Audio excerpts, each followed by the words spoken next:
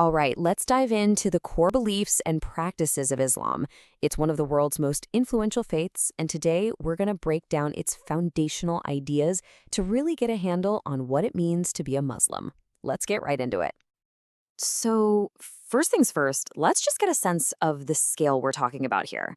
There are over 1.2 billion Muslims worldwide. I mean, that is a huge slice of humanity.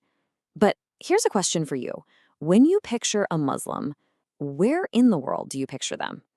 Because the answer, well, it might surprise you. And right away, this is where we can bust a major misconception. While Islam did start in the Arabian Peninsula, a staggering 80% of Muslims today are not Arab.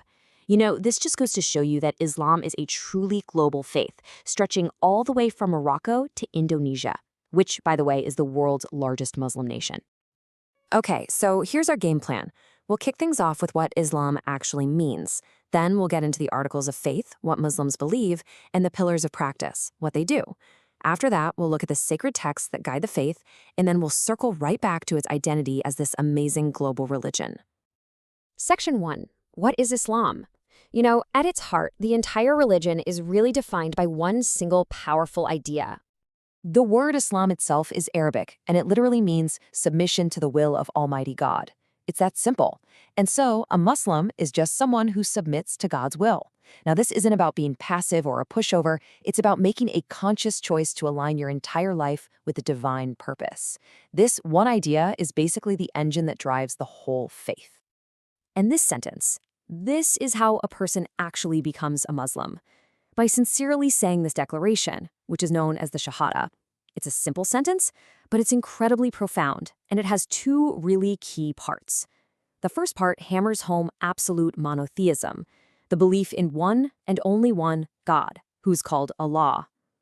The second part confirms that God's message was delivered through his final prophet, Muhammad. Okay, so you have this core idea of submission. But how does that build out into a whole belief system? Well, that brings us right to Section 2, the 6 Articles of Faith. Think of these as the theological bedrock of Islam. These 6 beliefs, known as Iman, are the absolute foundation that every Muslim accepts. It all starts with the oneness of God. Then you've got belief in angels and in holy books that God has revealed over time. And this is crucial. Muslims believe in a long line of prophets, including familiar names like Adam, Abraham, Moses, and Jesus, with Muhammad being the very last one.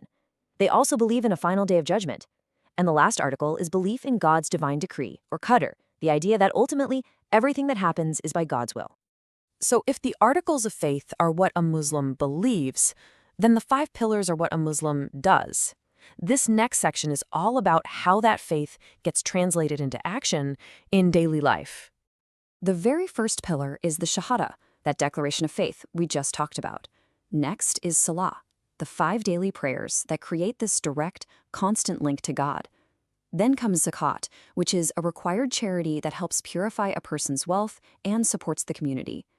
Fourth is Sawm, the month-long fast during Ramadan, which is all about building self-discipline and empathy. And finally, there's the Hajj, a pilgrimage to Mecca that every able Muslim tries to make at least once, bringing together people from all over the planet. So you might be asking, where does all the guidance for these beliefs and practices actually come from? Well, it's rooted in 2 main sacred sources. Now, it's really, really important to get the distinction between these two.